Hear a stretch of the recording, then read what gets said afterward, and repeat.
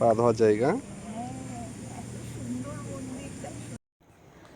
মেদিনীপুরে second location গান্ধীঘাটে ঘুরে আমরা চলে এসেছিলাম জেএসডব্লিউর ভেতরে একটা সুন্দর কালী মন্দিরে।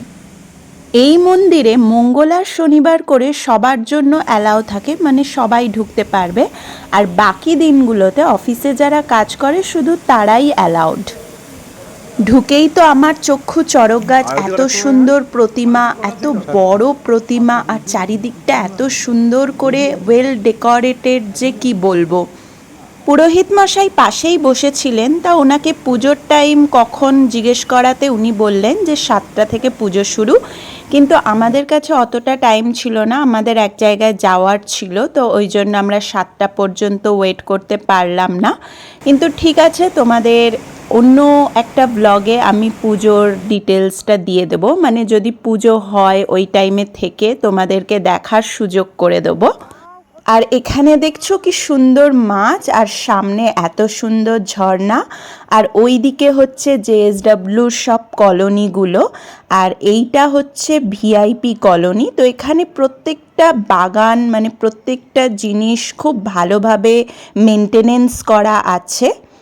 আমরা সবাই এখানে এসে তো যে যার মতো ঘুরে ঘুরে দেখছিলাম, আর এই মন্দিরে না একটা আলাদাই শান্তি, মানে এত চারপাশটা এতটাই পিন ড্রপ সাইলেন্স চারিদিকে যে কি বলবো, খুব শান্তি। এই মন্দিরটা যে সমস্ত টাইলস দিয়ে হয়েছে, এই টাইলসগুলো প্যারিস থেকে আনা হয়েছে, আর এত সুন্দর কারুকার্য, আর টাইলসগুলোও খুব ইউনিক, আর মন্দিরের ভেতরে ভেতরে একটা করে চিত্রকলা আছে যেগুলো খুবই ইউনিক।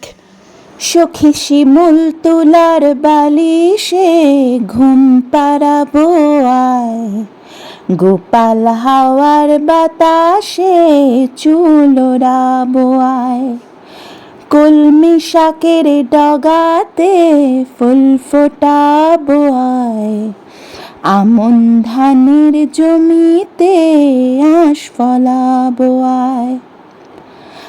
আয় আয় আয় রে সখী, আয় আয় আয় রে সখী আমার শনি আয়, এলো চুলে সিথি কেটে আদর দেব গায়, এলো চুলে সিথি কেটে আদর দেব গায়।